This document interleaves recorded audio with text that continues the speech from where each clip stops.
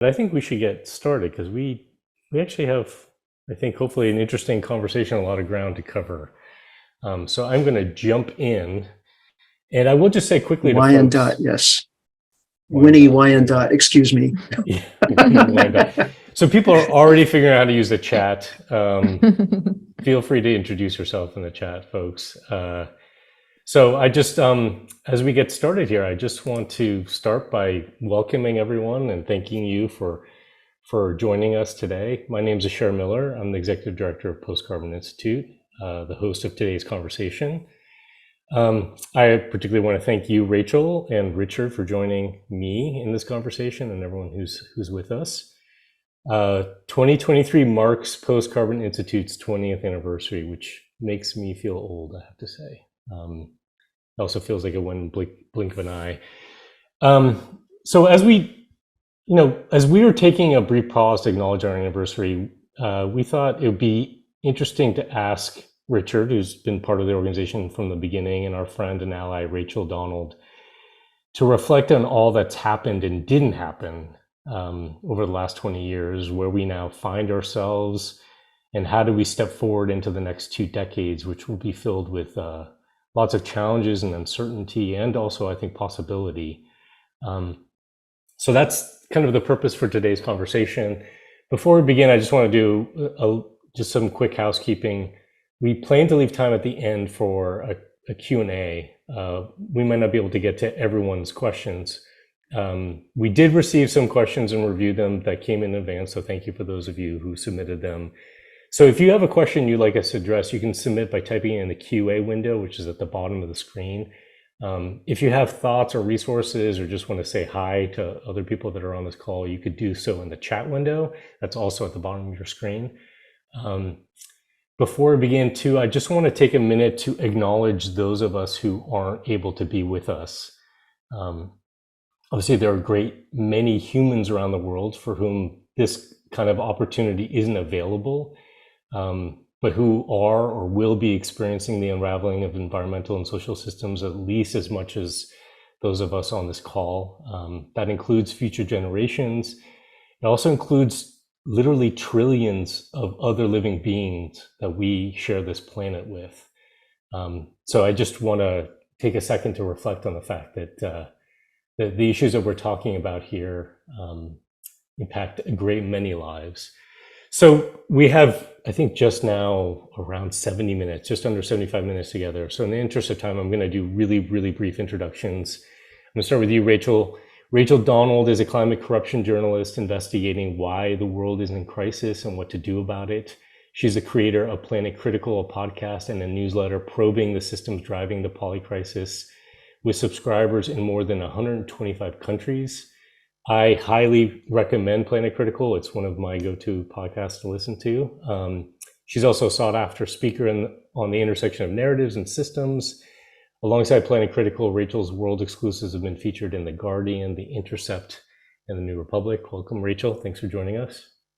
Thank you so much for having me, Asher. I'm delighted to be with you all today. And then we've got Richard Heinberg, who I think maybe doesn't need an introduction for many of you, but Richard is Post-Carbon Institute Senior Fellow.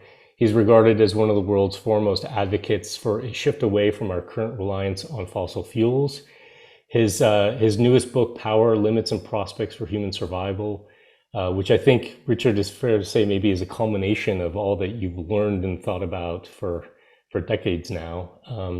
It was named one of Bloomberg's best books of 2021 and traces how humans have come to overpower the Earth's natural systems and oppress one another with catastrophic implications. Richard, welcome as well. Thanks, Asher. Yeah. So I'm actually going to start with you, Richard. As I mentioned, it's Post-Carbon Institute's 20th anniversary. You've been part of the organization from the very beginning, first as a board member, and then as a full-time senior fellow starting in 2007. I joined the organization just a year later in 2008. So a lot has happened at PCI over the last 20 years or so. Obviously, a lot more has happened in the world. So I want to ask you, when you think of all that transpired and didn't transpire over those 2 decades, what stands out for you? 20 years. Well, it's been a long, strange trip, as the Grateful Dead said. And it was clear already 20 years ago that we were on an unsustainable trajectory. In fact, 50 years ago, with the Limits to Growth report, it was clear what that trajectory was and what many of the risks were. We've been growing our population and consumption at historically unprecedented rates based on a short-term energy subsidy that humanity was receiving from fossil fuels, which enabled us to do all kinds of stuff that we hadn't been doing before. And of course, all the things that we had been doing, like transportation, food production, manufacturing, we could do at much higher rates than was possible before. But those good things brought severe risks, including depletion of resources, including fossil fuels themselves, increasing pollution. The basic principles of climate change were understood 50 years ago and certainly 20 years ago.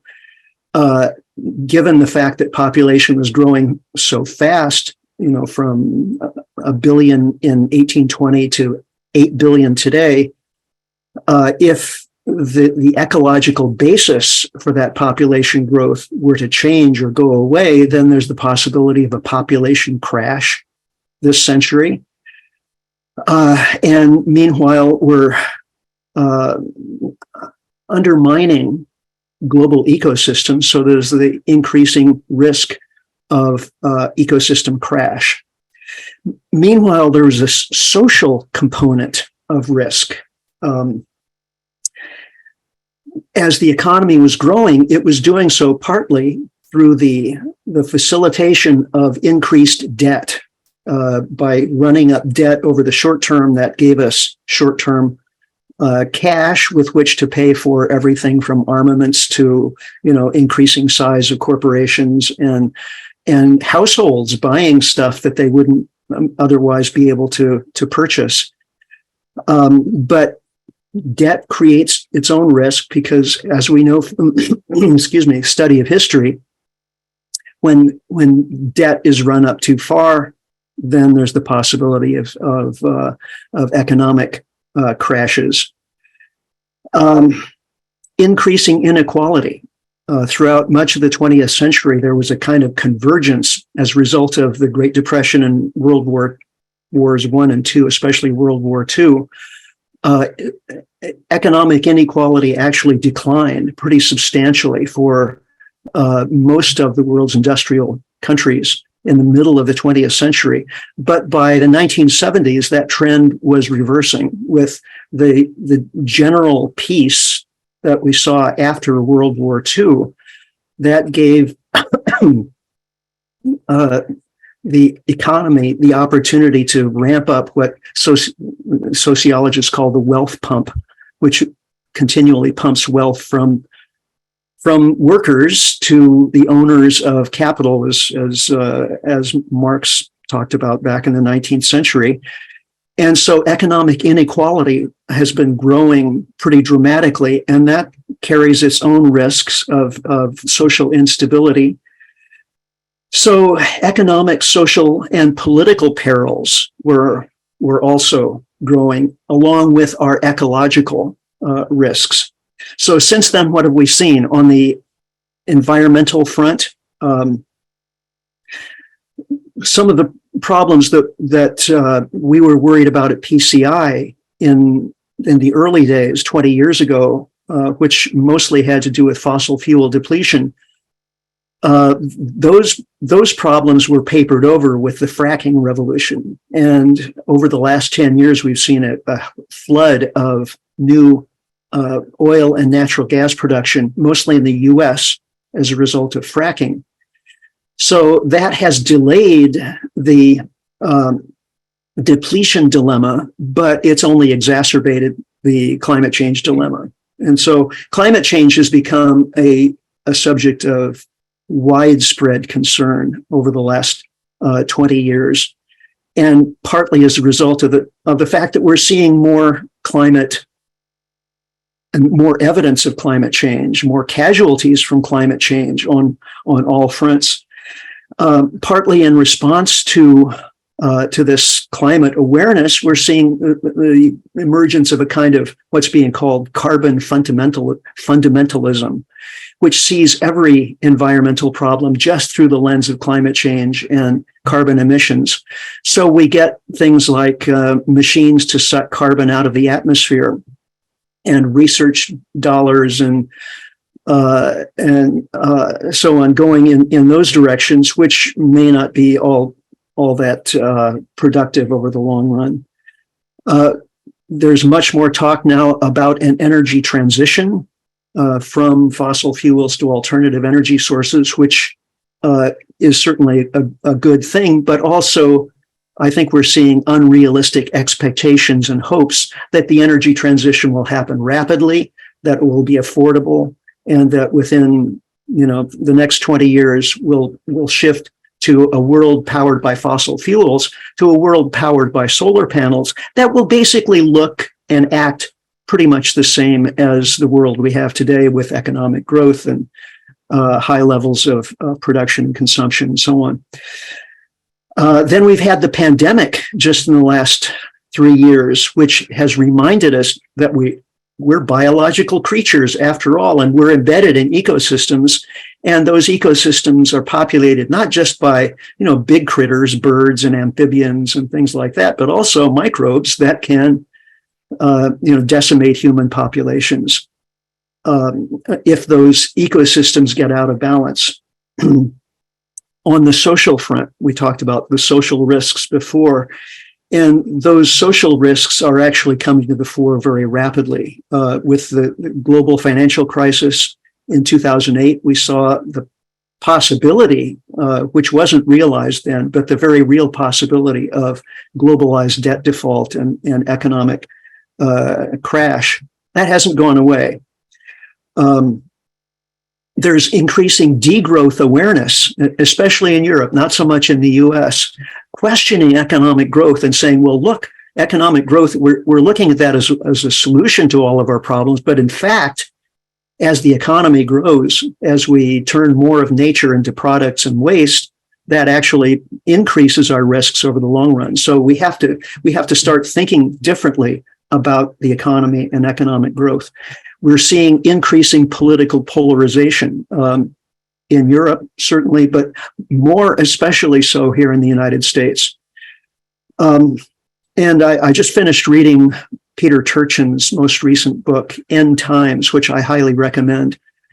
Just came out in the last few days. And his analysis is that, I'm actually reading between the lines here. He doesn't come out and say this, but for countries like the US, the social political risks are probably greater over the very short term. I'm talking the next, say, 5 years, than the ecological risks. We're more likely to see casualties from political and social breakdown than from ecological breakdown. I think he's probably right about that.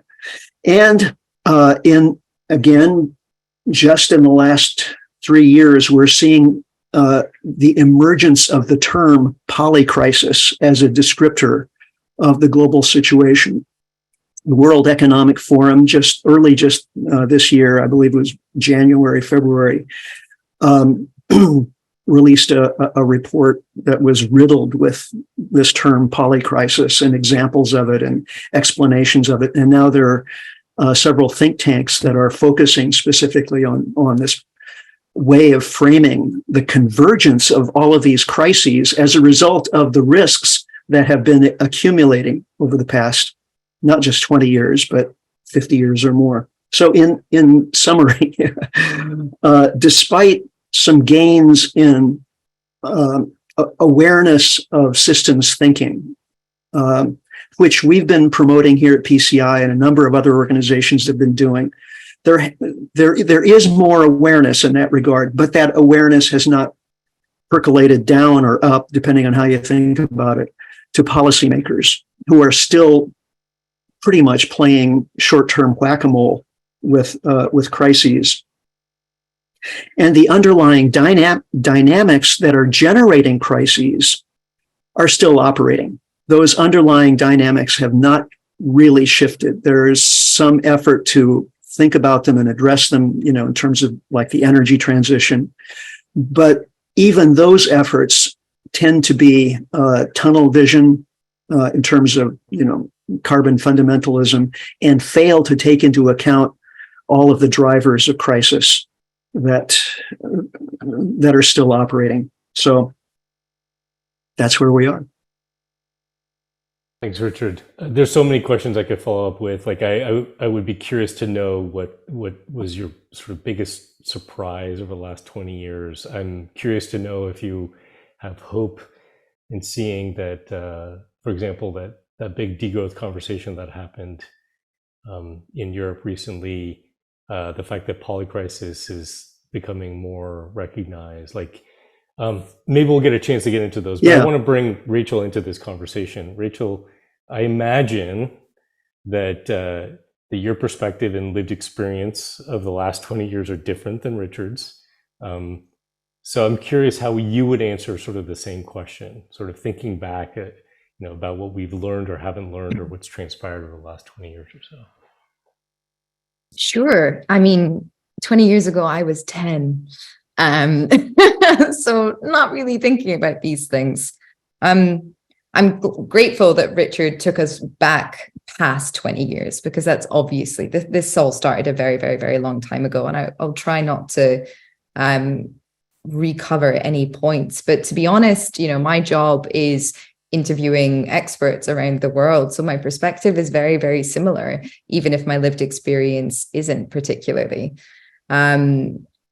I would say what we have seen over the past 20 years that perhaps separates this moment in time slightly from previous moments of time has been the complete homogenization of the world due to the exporting of capitalism and our financial systems. In the past 20 years, they really have managed to reach the furthest corners and embed themselves and force communities that previously were living fairly well without them, or at least independently, force them into the same cycle of exploitation and wage slavery, meaning that even though we have all of the technical solutions and we have enough food to feed everybody, it is increasingly harder to see a way through and a way out, because never before in the history of mankind have so many people been dependent on one single source, and that is financial capitalism, essentially. So the homogenization of our world culture is the main thing.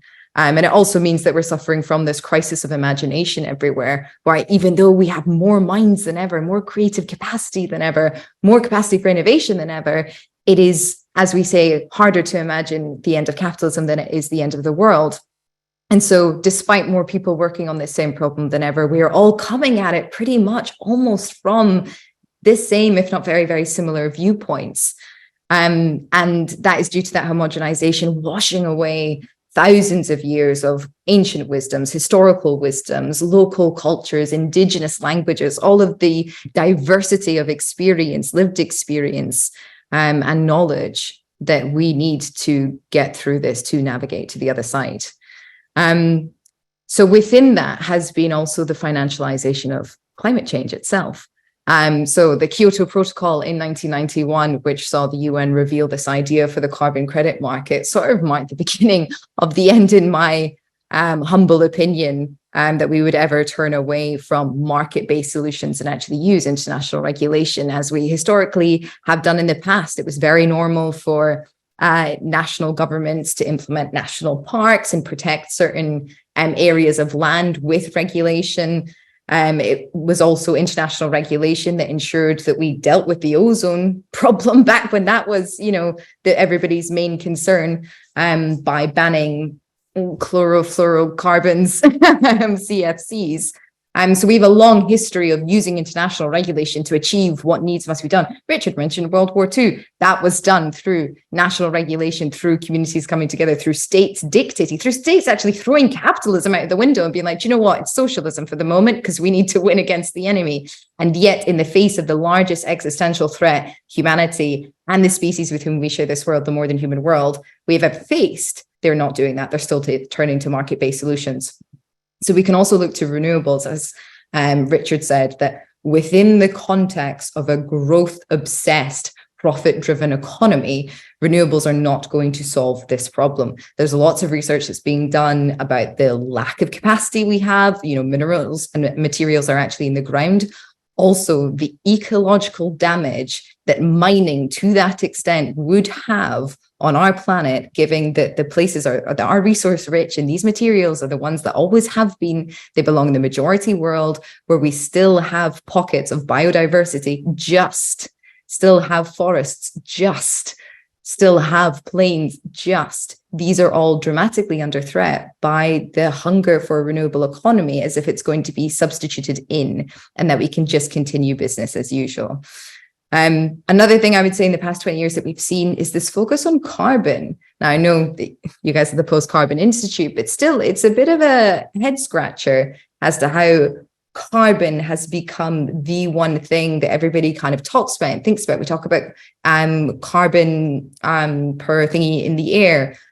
We talk about having to bring CO2 emissions down in order to meet 1.5. And as I've already seen in the chat, as members and audience of Post-Carbon Institute will be well aware, climate change is not the main crisis. We are facing a biodiversity crisis. We are facing a water crisis. We're facing an energy crisis. And so this focus on carbon has been yet another form of atomizing and siloing the problem down to one particular thing that humankind seems to think that it can control and bring under wraps in order to continue. And I worry that this focus on this one gas, which is very small relative to everything else that's going on. I mean, if you think of the biotic pump theory, how our forests actually control the cycles of weather and moisture, the water cycles, they're not sort of factored in when everybody talks about 1.5, because we're all thinking about CO2. And so forests get chopped down and that affects the water cycle. So this financialization and atomization, which is just a continuation of that same culture that drove the homogenization, I think we've really seen ramped up in the past 20 years. Similarly, as we've seen sort of lobbyists become ever present at COP, we're due to see more lobbyists than ever at COP28 with bigger ties to the fossil fuel industry, more overt ties to the fossil fuel industry than ever before. Just to finish, I would also say we've seen a changing geopolitical climate. So 20 years ago, China was still marked as a developing country. And whilst it still is under UN terms, it is very much not a developing country anymore. We've seen them deploy renewables on a vast scale. We've also seen them colonize huge parts of Southeast Asia and Africa in order to get their hands on the materials and control the supply chains. And so the geopolitical situation that we're facing now, with China essentially having access to the vast majority of resources that countries are looking for in order to secure themselves for the energy transition, coupled with the neo-imperialist ideology that still drives the politics in the United States, which for now is still just about the world power, means that we're also facing threats that we haven't seen as a global culture since World War II, which is really frightening given the collaboration, the capacity, the global understanding that we need to shore up this transition. But to end on a positive note, and when I say transition, I obviously don't mean just transition to a renewable economy, but transition to something that, protects the people of this world and the species with whom we share this planet. Also, in the past 20 years, we have seen women come into power around the world. So Scotland had a female leader, as did Finland, as did New Zealand. And these were the three countries under female leadership that first supported the Loss and Damages Fund at the UN and first put money towards loss and damages, which is a form of redistributing wealth so that the majority world can transition faster without going through the fossil fuel route, and also attempt to free themselves from these debts that are keeping them trapped within low value added manufacturing, not being able to produce their own food, and generally beholden to Western ideology, which, as we've seen, is not an ideology with which to run an entire planet. So there are good things happening as well. Whether or not those good things are enough to combat the hegemony of power that has shored up its resources and reserves of the past few hundred years, that's yet to be seen. But there's a lot to be optimistic about. And if anybody is wondering whether or not we still have levers to push in order to help, yes, of course, absolutely. In that, we're also seeing Indigenous people being given more of a stand on the world stage in order to give their wisdoms. We're also seeing feminist ideology being brought into critical theory. The diversity of thought is happening. It's just not mainstreamed yet. And that, to me, is where, I think to push and where I hope we will see the next 20 years. But I know I'm getting ahead of myself now. No, that's actually a great transition. I apologize, folks, if my audio is being weird, but don't know what to do about that at this point. But that's a great transition, Rachel, which is sort of looking ahead a little bit. And now I think we should avoid trying to make specific predictions about how the next 2 decades might play out. But I am curious to hear what you fear, what you hope for. How do you feel or think about sort of this what we've been calling the great unraveling of environmental and social systems might actually mean for you personally as well, or professionally? Just kind of where do your thoughts go and your feelings go when you think about the next 20 years? They go in all directions, as they should, because nothing is clear. And hopefully we'll get to a place as humankind where we celebrate when things aren't clear as well, when we can bask in a sense of uncertainty and not need to control everything. My fears are that we will see war between the United States and China, which will blow essentially like the last few years that we have and a huge amount of resources, and there will be a lot of unnecessary suffering. I fear that the financialization will continue up until we experience a major climate event in the Western world. And I don't know what that could possibly look like, given last summer we had 40 degrees in London. There were people dying of heat stroke. In France, they've been suffering this problem for very many years. Over the United States, you're suffering from hurricanes. There are droughts in Spain right now. Like, I don't know what our leaders need to see to understand what we are on the brink of. And yet, whatever their understanding of a severe climate event and a serious warning is, I fear that the financialization will continue and the market will be looked to as the sort of saving grace in all of this. I fear that we could slide at that moment into eco-authoritarianism, where people will look for a strong man with whom they can trust, or in whom they can place their trust to guide us through. I fear that we will see, really hard implementation of borders then, as countries, try to shore up resources and refuse to share their knowledge and share what they have. I fear that we're going to see billions of people displaced from the majority world, and then who will not be granted access to places where there still is plenty of land. I fear war over water. Kamala Harris warned about it within her first year of being vice president. She was at a press conference and there was this little clip to the side as she was walking out, and she just said quite glibly, oh, well, in the future, wars are going to be fought over water, which I found astonishing. If that is the understanding, why are we not doing more in order to avoid that now? So there is a lot to lose, but there's also a lot of crap that we could lose that would be really good, because it could go another way. We could see communities, reclaiming a sense of sovereignty and autonomy as they recognize they are going to have to learn how to feed themselves and help one another as our social systems collapse. Perhaps we could see an understanding flood through the elites where we'll say, okay, let's lower our borders. We're worried about population collapse in the Western world, as if there aren't plenty of kids everywhere else that need homes and need food and need water and need education. And we have so much of that to give. I hope to see more women in leadership around the world. I hope to see more time and space given to the diversity of thought.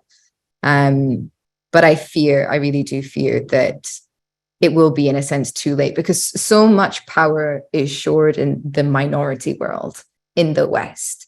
and it will by definition reach us last. And so the damage that will be wrought by then is almost unbearable to think of. There are amazing people around the world doing fantastic campaigns like Population Balance, the organization, and some of their colleagues who are working to try and get fertility rates down through choice. Because if we could get the population down to 3 billion by 2100, which happens simply if you lower the total fertility rate to 1.5 children per woman, which doesn't mean that people have to stop having kids, but just lowering it, then we can look to a resource balanced economy in which we can give everybody what they need. Perhaps within that, we will see degrowth implemented in Europe. Perhaps Europe will finally kind of put its progressive style into actual politics. It likes to look really progressive on the global stage. Maybe it will finally do it and implement degrowth. Unfortunately, the problem with the poly crisis is you have to act simultaneously everywhere or in very many places in order to succeed. Now, I recently interviewed Isabel Cavalier about this, a Colombian activist, a change maker, and she was wonderful. And she said something which gave me a lot of hope. And she said, you know, everybody talks about how all of these things are happening exponentially, like warming and population and all this kind of stuff. And yet we forget that social change can happen on an exponential curve too. You know, we can reach tipping points. Change can happen really, really fast. People are active everywhere. People are not waking up, because I feel like people on the street have always been awake, but they are taking action as our social systems are preemptively crumbling around us, because this is the thing, right? Maybe it won't be a great climate event. Maybe it will be a civil war in the United States, because honestly, from the way it looks over here, it's frightening to see what's happening in your land right now. Maybe it will be, as we saw in the United Kingdom, you know, the NHS was completely overrun in COVID after a decade of underfunding by the Conservative government. And so people set up community networks, voluntary networks. They really, really managed to come together in a time of crisis. So the community and collective capacity is there. Maybe, and this is such an awful thing to think, but maybe given the state-mandated social fabric is eroding, actually, people will start to implement that which they need, that by the time the crisis does hit, we're actually more prepared than we would be if we'd been continuing to lead lives of luxury as were possible in the 60s, 70s, and 80s. Definitely in 20 years, the world will not look as it does today. But I have no idea in what way it will go. I imagine a variety of ways all at once. You talked about, I'm paraphrasing here, embracing uncertainty a little bit. Is that how you're trying to approach this in terms of your own thinking and your own, living when you think about what the future holds? I know that's a big question. Definitely. No, definitely. It's funny. You're like the third person to ask me this week. So I embrace a very liminal space, but I'm incredibly privileged. I don't have dependents. And so I can sort of bounce about and be where I need to be, and that can change very last minute. But yes, to me, there's no point like planning for a future. There's a point in trying to help and be of service in the present. And that's the only way to work towards guaranteeing a better future. I understand that the uncertainty of that is quite harrowing, especially in a socially precarious and politically precarious and economically precarious society. But I have found leading into that to be one of the most helpful things mentally, just sort of the radical acceptance of it. And I would encourage anybody who has that same privilege to really try that as a practice. Because it also allows you to kind of like slightly step outside of the system and start to observe how absurd it is, how strange this globalized world is that we've created. And once you start to be able to laugh at it, it doesn't seem quite as frightening. And once it doesn't seem quite as frightening, you find that you have more power than you thought. Thanks. That's well said. So Richard, I'm going to turn it to you in thinking about the future. And I don't want to be morbid about this, but you are in a different phase of your life. So curious what your counsel is for younger generations looking at the next 20 years and beyond. Um, well, first of all, I think people of my generation owe a great debt to young people because we have, in a sense, robbed them of many of the resources and opportunities that they would otherwise benefit from. So, ethically, I think we need to take that seriously in the sense of opening opportunities, sharing land. One of the things I talk about very frequently is the fact that so much land is owned by people in my generation, and it's effectively locked up from opportunity. There are lots of young people who would like to be farmers, organic farmers, help with, carbon farming, something like that.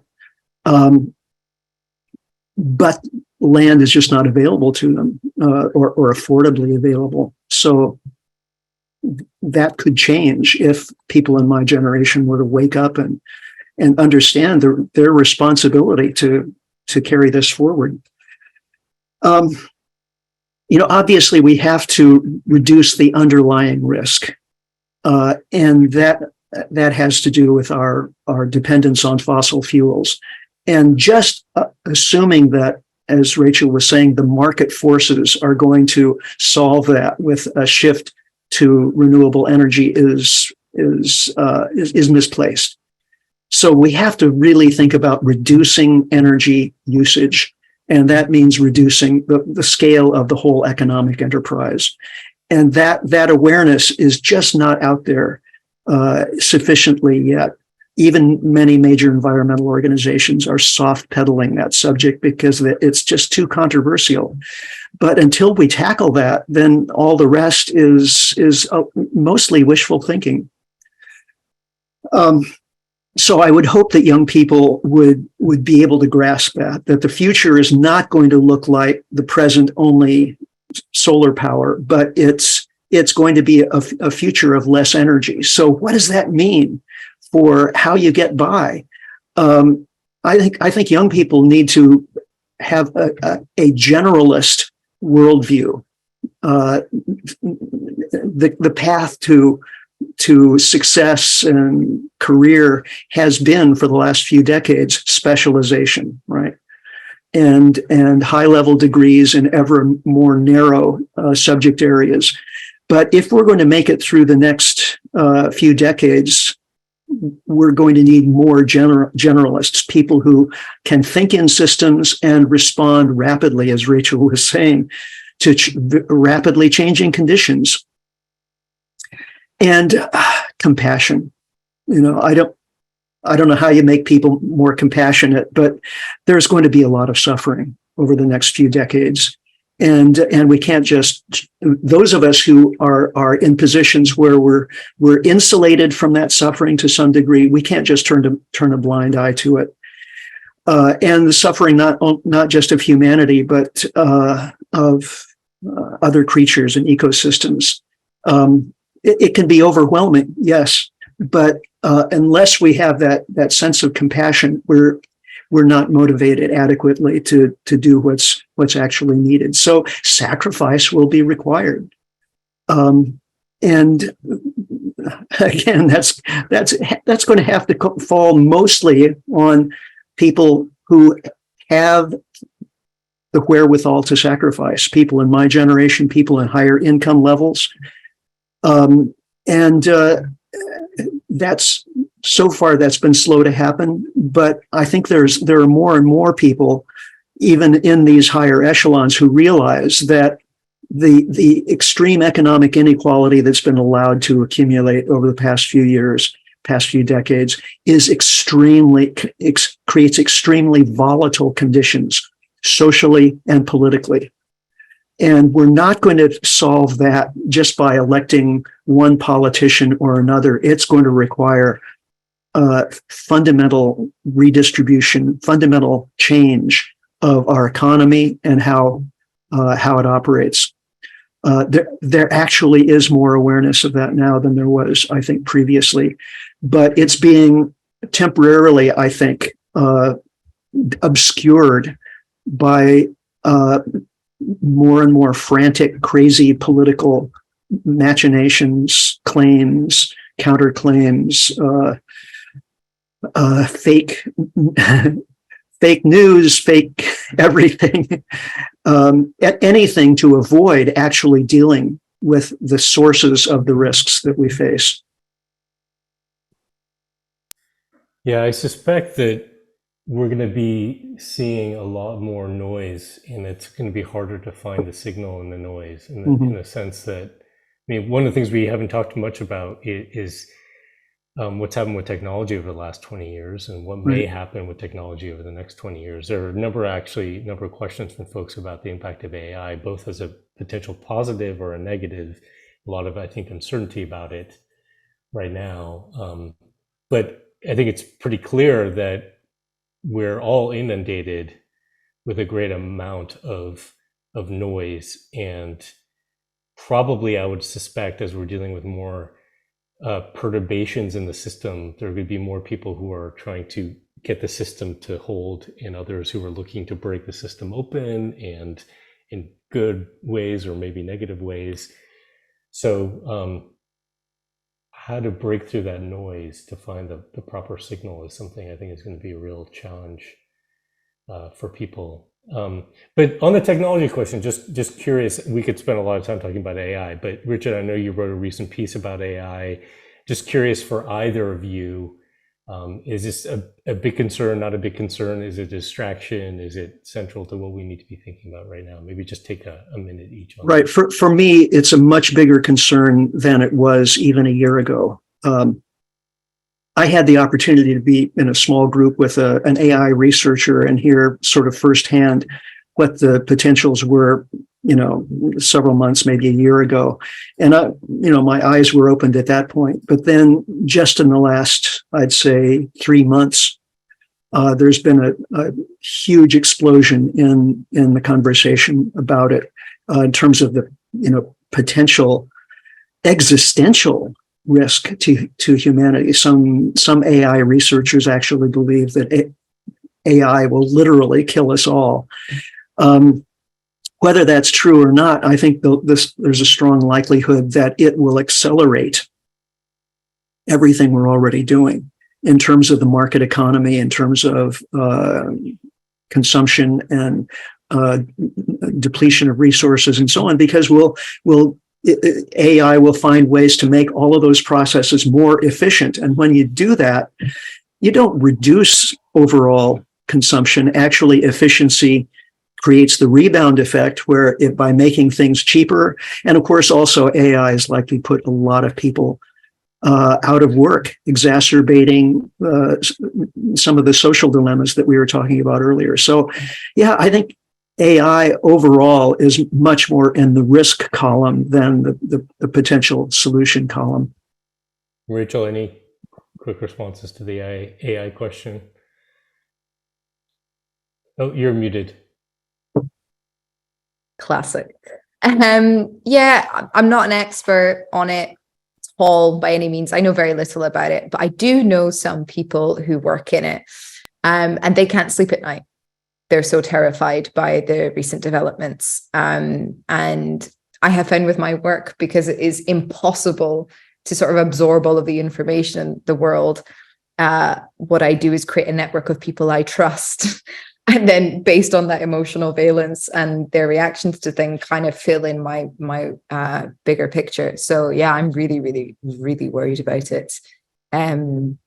I don't find typically that people who work in technology are prone to hyperbole. And with the amount of experts that are coming out now and saying it is an existential threat, I think that we should listen to them.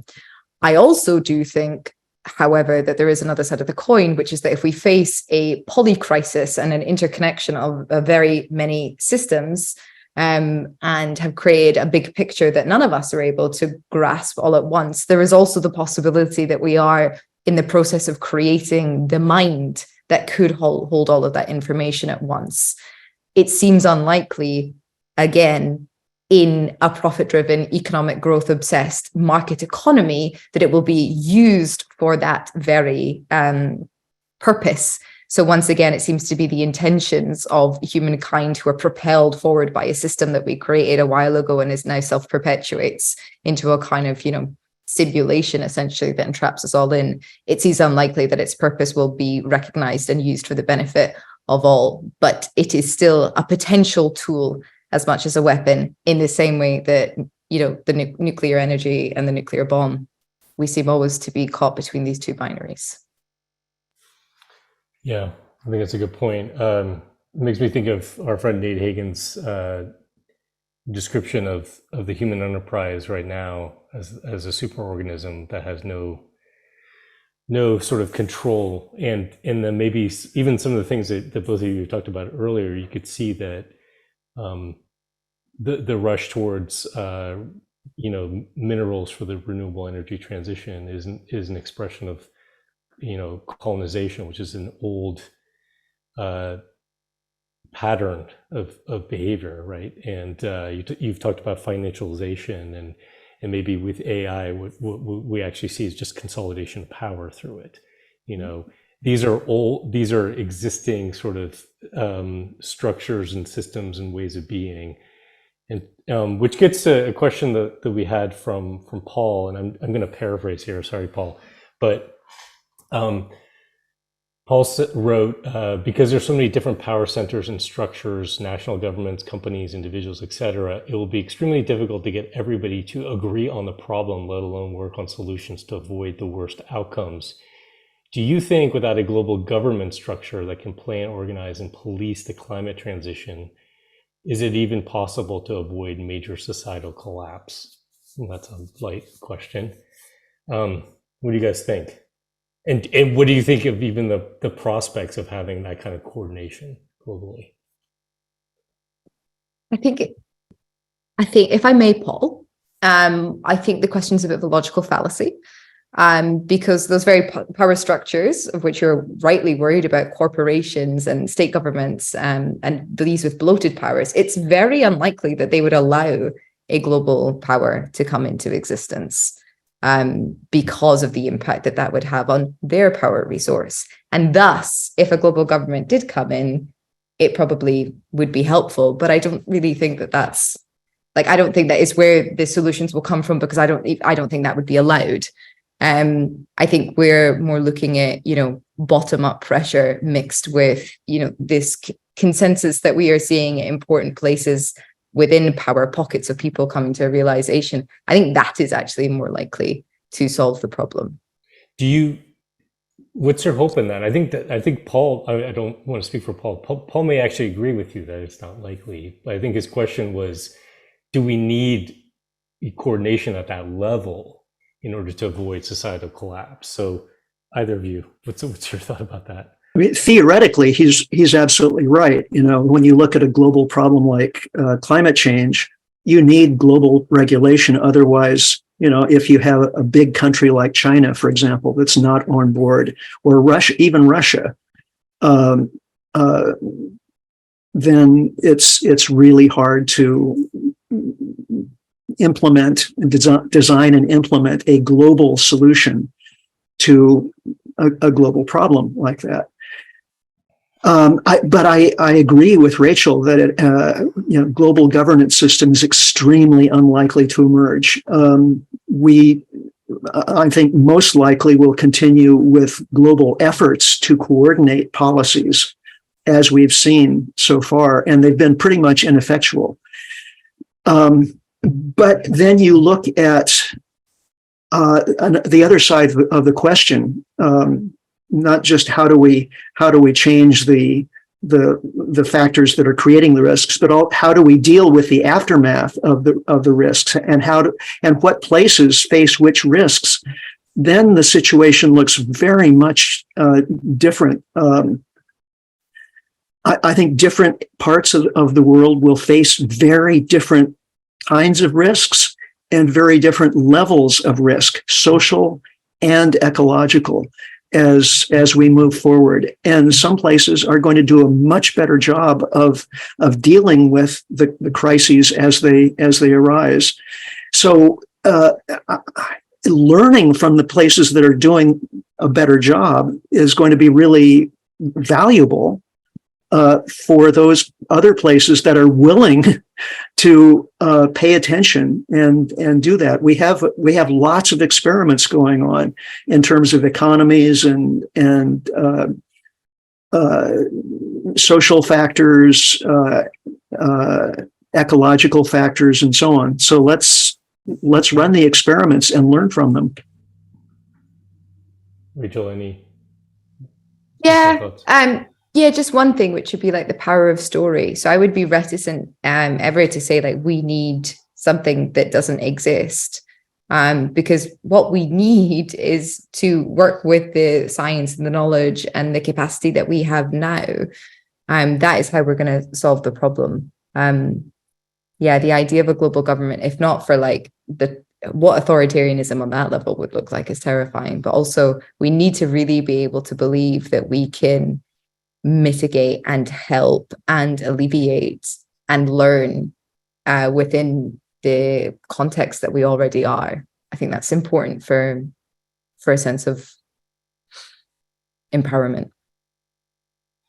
Going to get to another question from our friend Dan Hoyer, who asked, and I'm shortening it here, do we need full collapse of everything and then build back up better, hopefully? Or can we mitigate dislocations and violence of transitions along the way? Tough question. Well, full collapse is that's a grim scenario. And many societies just fail to recover from full collapse for a long time, centuries. I think we have to look for ways to prevent that.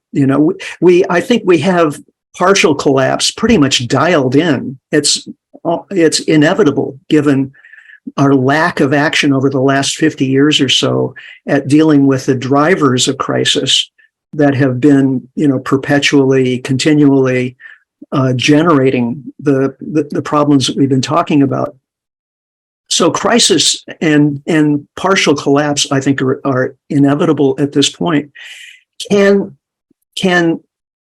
collapse be limited? Can it be contained in different sectors? And at the same time, can we innovate socially and ecologically to restore nature, to reduce inequality, so that social and ecological crisis is minimized? That's really the question in front of us. So total collapse, let's not go there. Rachel, any? Yeah, definitely. I would just say that framing of like needing total collapse is just quite a scary one again. And what we need is to be gardening and planting rather than looting. And I think gardening and planting doesn't look like trying to encourage total collapse, but looting does. So it's funny, but all these like conversations about collapse, which I have often, they kind of almost stop there a lot of the time. And it's like, well, if we believe, as we do as a group, that we are already within some kind of collapse, like what is the opportunity here? What can we do for one another? How can we shore up? How can we become more resilient? So it's always looking at the light side of collapse that I think that's what we need to be doing. Yeah, and you mentioned not looting, but blaming and fighting, I think is going to be a lot of folks are going to be incentivized to blame and fight over the next couple of decades. Who's responsible for this? Things are spiraling into crisis. Who's the guilty party, and let's get rid of those people. That's going to be there will be a big incentive for people to think that way. And if we go that route, then not only do the real problems not get solved, but then there are all kinds of social casualties. So this gets to a whole grouping, at least in my mind, of questions that really that we've been getting from folks that, oh, and the first thing I'll mention is some folks have asked if the chat itself will be available, and I'm pretty sure what we could do is copy out the chat and we could share it when we send out the recording to folks who signed up to get it. So just a little side note, because there's quite a rich conversation happening in the chat that I'm trying not to pay too much attention to, but I will be looking at later. But there are a number of questions I think that get around to agency. I think people asking, what they can do in their circumstances if they don't have necessarily a ton of resources or power. Where are the best places for them to sort of intervene? And that I'm just going to combine this a little bit with another, I think, sort of thread of questions. And it reminds me of something that Bill McKibben once said that really, really lived with me. And that was that we have to adapt to the things which we can't mitigate, but we also have to mitigate the things to which we can't adapt. And I'm just wondering, you talked earlier, Rachel, about the risk of war between China and the United States. We have heightened risk of a nuclear conflict that's happening, as a result of the war with Russia and Ukraine right now. Are there things that you worry about that are basically, you talked about let's avoid utter collapse, that are things that we have to basically be like, we've got to prioritize reducing the risk of this thing, whether it's AI or nuclear, conflict or anything else. And should people be thinking about spending their time trying to mitigate against those things? What's your advice, or how do you think about those kinds of questions? Really hard questions. I'm sorry to throw that.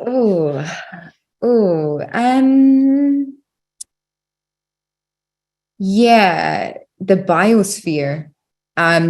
Yes, AI, and yes, warming the planet, but we are still deforesting the world at a rate never before seen. Essentially, we are destroying biodiversity. We cannot live without biodiversity. That's it. Game over. The planet cannot live without biodiversity. So we need to be putting a lot of effort into protecting what is left of the natural world and reforesting, rewilding, all of these things. And also getting off of animal agriculture, which takes a huge amount of land away from peoples and from the more than human world. So I think there's lots of things to be mitigating against, but given we haven't yet mentioned the biosphere, essentially, it would probably be that. We really need to protect it. And not just in the sense of handing out. So the European Parliament right now, their whole plan for protecting biodiversity is to create a biodiversity market. In the same way that there are carbon credits, there are going to be biodiversity credits, which is essentially just a license to destroy. So if you want to build a new airport, you just have to pay your share of biodiversity credits, and then maybe they'll save some bats in Greece or whatever. And it's again a complete atomization and a failure to understand ecosystem, system dynamic, all of these things. We need to protect our biosphere if we're going to survive, and if a lot of things are going to survive. Yeah. And also use restoration of nature as our main tool in capturing carbon and storing carbon. I wrote a piece recently just based on a research paper, important research paper, comparing the mechanical methods of carbon sequestration versus natural methods, reforestation, carbon farming, building topsoil, and so on. And the comparisons were absolutely crystal clear. I mean, the mechanical carbon capture and sequestration has basically done zero so far, and yet all this research money is going into it. And there's enormous opportunity in restoring nature. So we need to shift directions totally to protecting ecosystems and restoring nature wherever we can, if we're taking this climate thing seriously. That does get back to stuff I know, Rachel, you cover a lot. This is the financialization and profit seeking around all of this, right? So, I mean, I think part of the reason people are championing technological solutions to doing direct air capture and other kinds of things is money, right? And also to maintain the system as it is.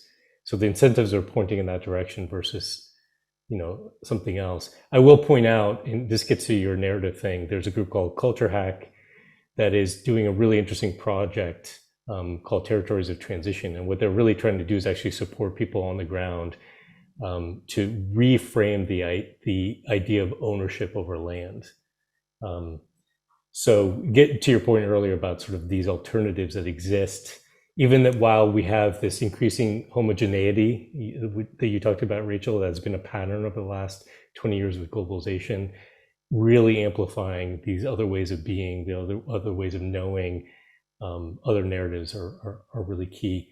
I want to bring back to that sort of the other part of that question I asked, which is not to put you guys on the spot to advise people about what to do, because I think people's circumstances are really different. But in trying to think about where to intervene or how to intervene, how do you think about that? Do you have specific things that you would say to people, this is what I wish you would do, or ways of thinking or being in terms of how people who are listening to this, might think about where they put their energy, knowing that we're all, have different levels of privilege and capacity? Yeah, I do. So there's a group in the moment in the UK that's causing a lot of problems, the good kind. And lawyers are responsible. And it's 200 of them, and they've come out and said, we are not going to prosecute fossil fuel climate change activists, Extinction Rebellion, and we are not going to help work for the fossil fuel industry anymore. We're not going to transfer fossil fuel money. And they've essentially found a loophole in the legal system and said, no, that's not what we're going to do, because we are allowed to act on our conscience. And they're causing a huge problem. They are a thorn in the side of business as usual, given the prestige of the legal system and of lawyers. And there's other groups forming essentially within professional industries. Some of them going under this brand X are responsible, others other brands. And I think what's quite interesting about that, in comparison to Extinction Rebellion, who did a brilliant job of raising the alarm, is they're actually kind of using the system within against itself, in a sense. They're saying, okay, you think that we're prestigious, you grant us a certain amount of power in order to do our role, but we'll still do our role, but we're not going to do things that harm the planet. And so by doing that, it's both an act of activism and an act of imagination, saying that how we present ourselves to the world and what we can do for the role that we play can be different. So I would advise anyone and everyone, if you work in an industry, either join or create a group of action or imagination activists or whatever, you can come together and think, how can we redefine what our industry looks like? How can we redefine what our profession looks like? Because you will have that added prestige and then added media recognition, which helps get these messages out into the mainstream, which is also a really, really critical part of the problem. And for anybody who is, self-employed or, an artist or whatever, this reframing the narrative, like for your artists and your writers, the thing that we need now more than ever, and the one story that we will all have until our dying breath, the one resource that we will all have until our dying breath is story. And the stories that we tell shape the world. The stories we tell about ourselves help us perceive the world in a different way. It is a massive resource, narrative, and it is the one thing that cannot be taken from us as long as we learn how to wield it. So do that as well. Gather, tell stories, imagine, and dare. Thanks, Richard. Well, my advice would be find what genuinely gives you joy in life. Whether it's connection with other people, connection with nature, creativity, art, music, dance, martial arts, whatever, and focus on that, because there's going to be a lot of psychological pressure in the direction of making us, crazy and distressed and so on. We all need to stay even-keeled and capable of responding, and so that means taking care of ourselves. So find what gives you joy and spend more time with that, and widen your comfort zone, and do it in deliberate ways.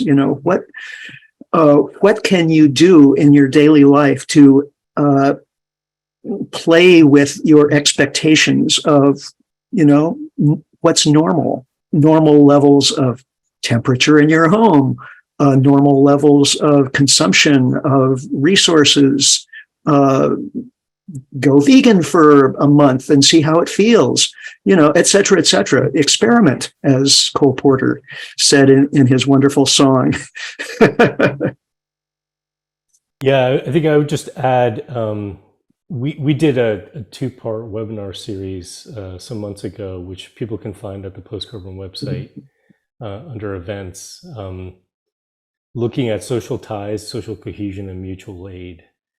And it does seem, if we accept the premise that the next 20 years, actually, we don't even have to wait that long, right? We're in it now. Yeah. It's deepening as we speak, that there's going to be unpredictable, but definitely following a certain trajectory, likelihood of upheaval and destabilization, and maybe even breakdown of systems, that our social ties are going to be really critical for how we get through things. And not to say that there's this binary choice between being scarcity minded and competitive and fighting over the last scraps or whatever, closing borders and all that, and being somehow benevolent and pro-social, but more the latter, please, right? And I think it takes us trying to build those ties, which is hard, I think, for a lot of us to do, because our modern society has atomized us, has made relationships transactional, has put technology between us. Here we are using technology to connect, but so getting out in community and trying to build those ties is really key. We're actually running up against the clock here, which sucks, because there's a lot of really fantastic questions and comments that people are posting. I think I want to give you both a chance, if there's anything that you haven't shared yet, or questions that are keeping you up at night or are alive for you, things that you wish you understood better. Just opening the floor to each of you. And Rich, I'm going to go to you first, and then to you, Rachel. Well, there's a natural tendency for people to want to think, how can I get more power? I mean, that's behind the development of AI. It's behind the market economy. Look at what's going on in politics, and it's all about power. And in some ways, that's a natural human proclivity, you could say. But right now, what we need is more people thinking, how can I contribute? How can I ease other people's pain? How can I protect and restore ecosystems? The more of us who think along those lines, the better our trajectory will be. So any kinds of social messages that we put out in our lives, in our local communities, among our friends, and further on out, base it on that, and do less talking and thinking about how do I overcome that other social group? How do I get revenge on the people I don't like?